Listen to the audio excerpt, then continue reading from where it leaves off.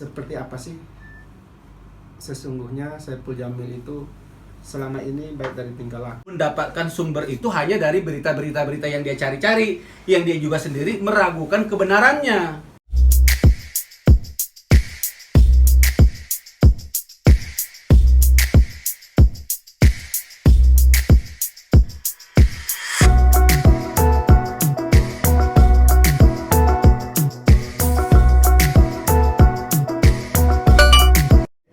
Assalamualaikum warahmatullahi wabarakatuh. Terima kasih kepada teman-teman media semuanya. Hari ini sudah datang ke tempat kami untuk mengambil keterangan kami terkait dengan klarifikasi kami terhadap pemberitaan SJ yang akhir-akhir ini bergulir dari pihak keluarga dan dari pihak manajemennya Saipul Jamil. Coba datang konsultasi kepada kami karena memang kami juga dari awal sudah menghandle semua persoalan Saipul Jamil. Jadi kami tahu betul seperti apa peristiwa-peristiwa, bukti-bukti hukum dan kejadian sesungguhnya. Nah, dan kami di sini bukan untuk mencari pembenaran apa yang telah diperbuat oleh Saipul Jamil atau apalagi yang sudah divonis, atau untuk menentang keputusan publik. Tapi hari ini sebagai hak kami, hak Saipul Jamil dan keluarganya untuk memberikan klarifikasi semata.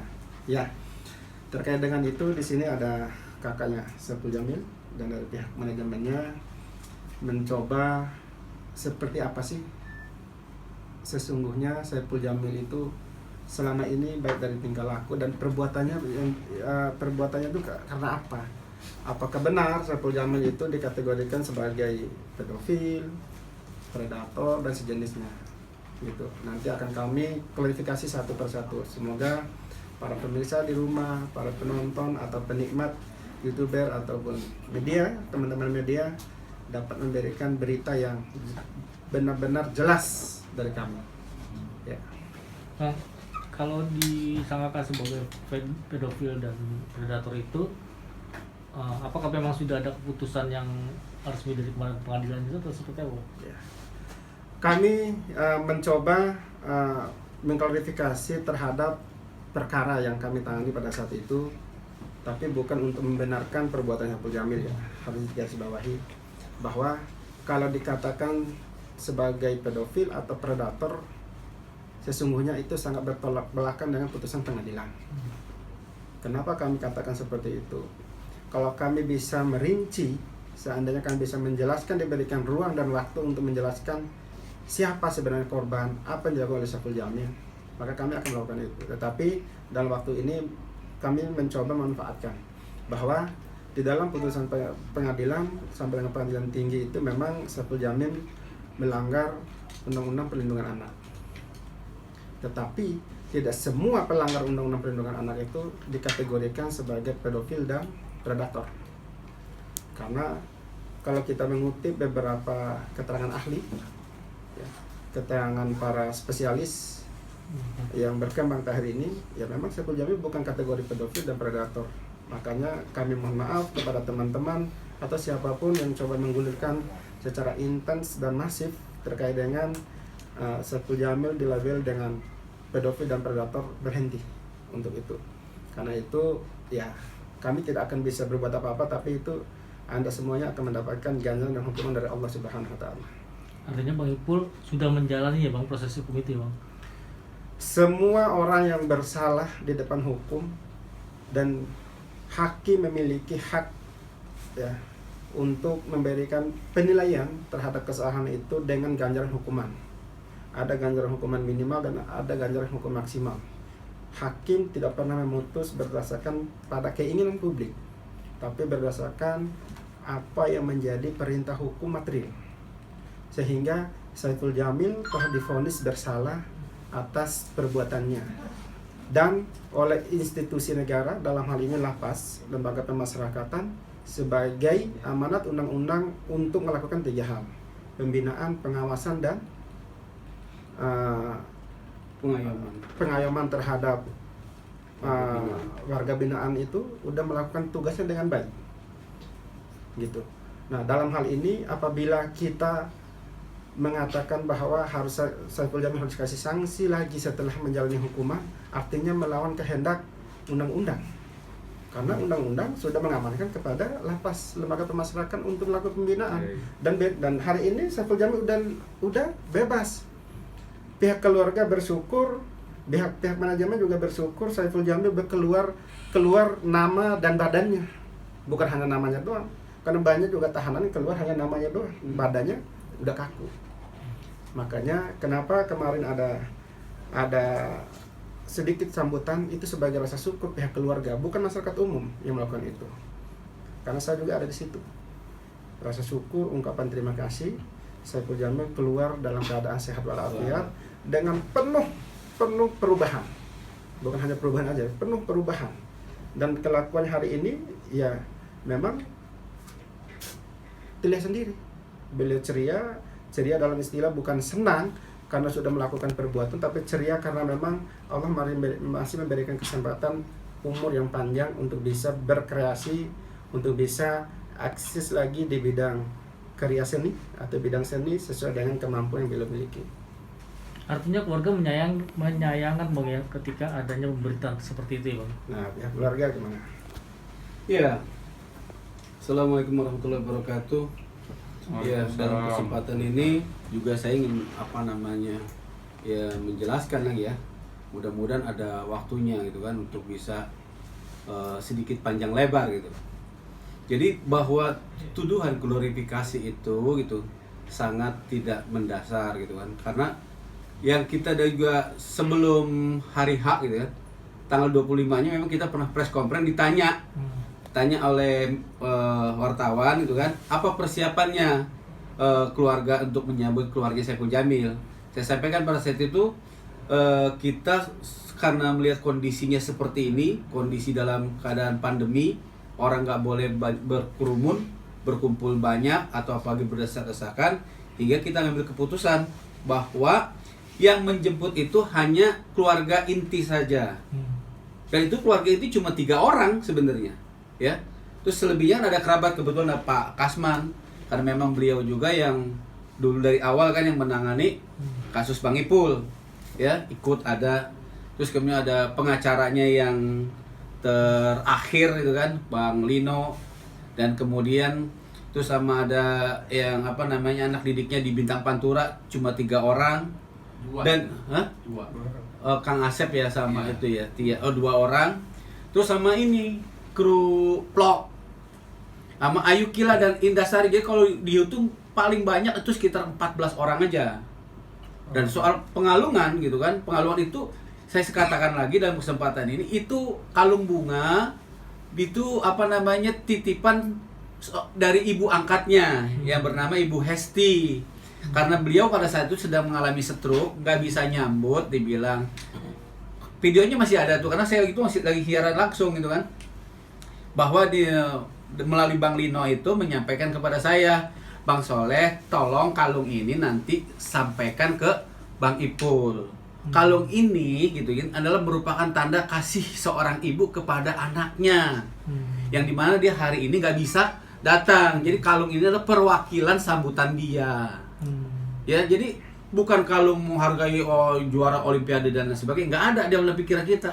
Dan saya juga nggak terbayang kalau hari itu bakal sebanyak itu orang yang hadir.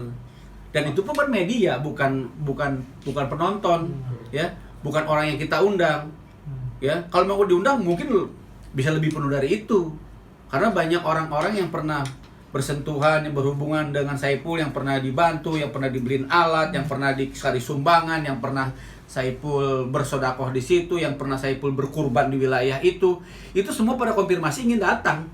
Ibu-ibu pengajian terutama gitu kan, itu pada pengen datang. Tapi kita udah sepakat karena kondisinya seperti ini dalam pandemi, maka kita sepakat untuk tidak hadir. Saya bilang doakan saja dari rumah. Begitu juga keluarga besar yang ada di Banten, itu pengen datang semua. Apalagi kan ditambah lagi 2 tahun ini kan pas pandemi kan nggak bisa dijenguk. Jadi kita cuma bisa lewat video call yang difasilitasi oleh pihak lapas. Gitu ya. Jadi soal yang glorifikasi itu nggak ada, mungkin itu hanya anggapan aja ya, kelihatan dia mewah. Ya dia berdiri itu kan disuruh berdiri sama teman-teman media, karena kita rencana sih pengen langsung pulang dan jemput juga nggak kebayang, dan saya juga nggak dapat informasi ya kalau itu bakal dijemput sama mobilnya Mbak Indasari, karena kita udah sepakat, saya Samsul gitu ya, sepakat tuh mau jemput pakai mobil label, pakai label yang ngontrak Saipul Jamil tuh, pakai mobil murah high ace ya, pakai mobil itu, jadi bukan pakai mobil yang dibayangkan seperti itu gitu ya. Jadi mobil yang sangat sederhana. Kita rencananya begitu ini langsung ziarah gitu kan. Jadi tertahan itu kan karena media kan nggak mungkin ditubruk gitu. Oke. Artinya dari pihak keluarga protektif sekarang kepada Saipul Jamil ya Bang, untuk ibaratnya lebih berubah lagi atau gimana? Ya sebenarnya enggak ya, kalau dari awal juga Saipul Jamil, karena saya udah percaya dengan perubahannya ya. Sebelum dia masuk penjara, dengan dia setelah masuk penjara jauh lebih baik lagi. Apalagi Pak Tony bilang, kan waktu Pak Tony kemarin ditanya, saya sempat ngedengerin wawancaranya Pak Tony Nonggolan, Kalapas, apa kegiatan Saipul Jamil selama di penjara? Dia lebih banyak beribadah. Kemudian dibilang karena di sini di lapas ada kegiatan tuh punya band, di lapas tuh ada band, dan Bang Saipul Jamil ini punya talenta di bidang musik, maka dia diangkat menjadi mentor. Jadi mayoritas kegiatannya adalah ibadah.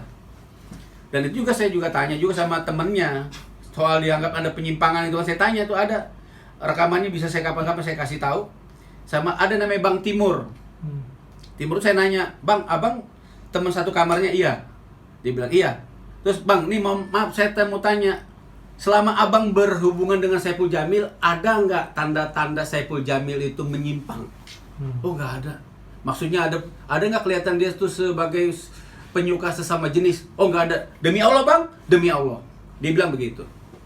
Jadi kalau nanti kapan-kapan mau butuh konfirmasinya, saya mungkin bisa undang Bang Timur itu, teman satu kamarnya dia. Oke, Mas Soleh, Bang Haji, ini kan Saipul Jamil udah menjalani semua ini, ya? Iya. Tapi di luar kita tahu sanksi sosial Iya, itu terus berjalan. Iya. Yang paling berat itu adalah itu sanksi sosial itu. Ketika masyarakat tidak mau menerima, sebagian mungkin ya kita nggak tahu, tapi ini terus bergulir. Iya.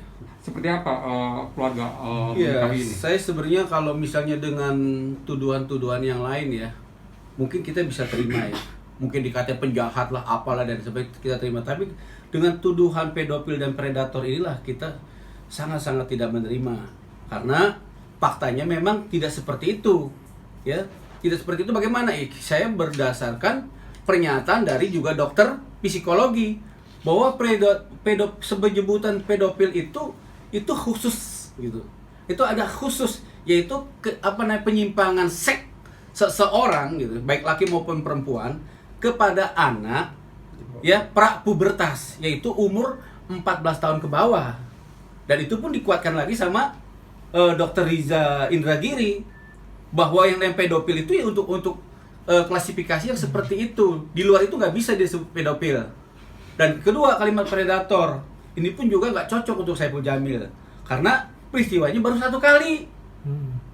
Kalau korban yang lain yang disebutkan, ada beberapa korban yang pernah ada ditayangin ya, baik di media mainstream maupun di YouTube, yaitu ada namanya, kan pertama DS, ada MD, ada AW. Di luar DS, MD dan AW itu nggak ada. Karena waktu itu kita berencana mau lapor balik, mereka semua kabur. Kecuali AW datang minta maaf.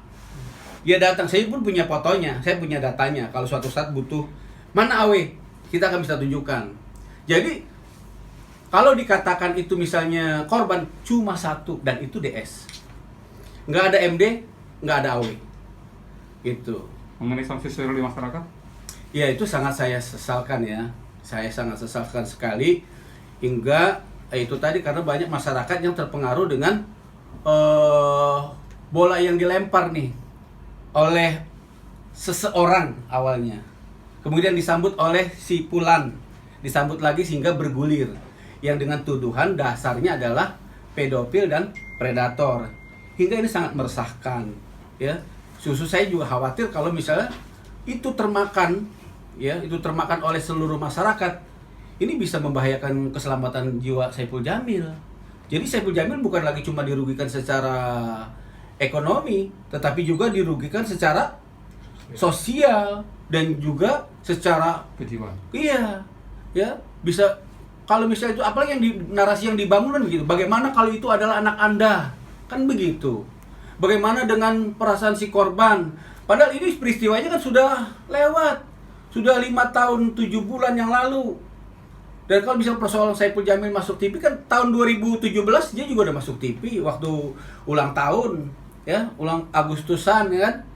Dan acaranya kan di blow up juga di media, nggak ada masalah. 2018 Saipul Jamil ulang tahun ya, Mbak DP datang surprise dari salah satu stasiun TV dan itu juga nggak ada masalah.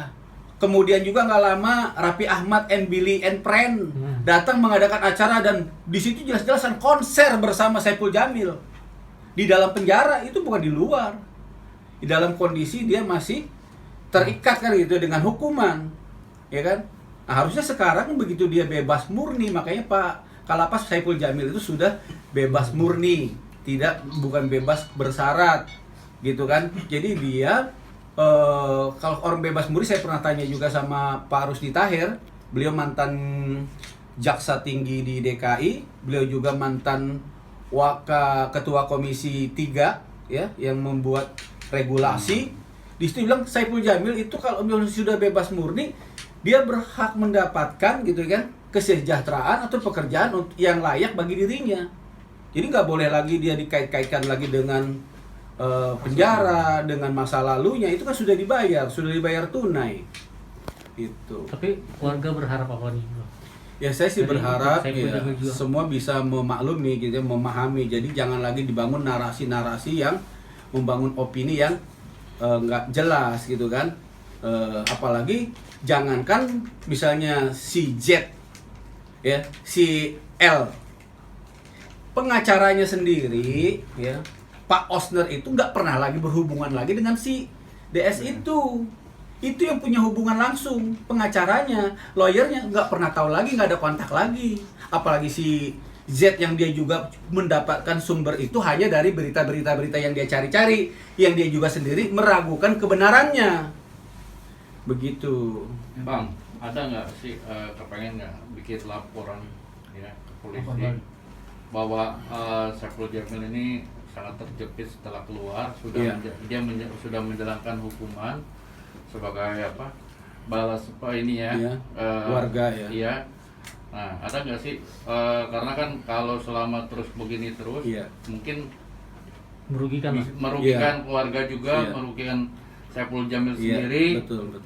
Bisa dia stres, bisa jadi Iya. apa, nah itu. Iya, kita tadi konsultasikan sama Pak Kasman sebagai lawyer ya tentang langkah-langkah ini. Karena kita masih melakukan persuasif ya, menjelaskan dulu bahwa pertama Saipul Jamil tidak melakukan glorifikasi.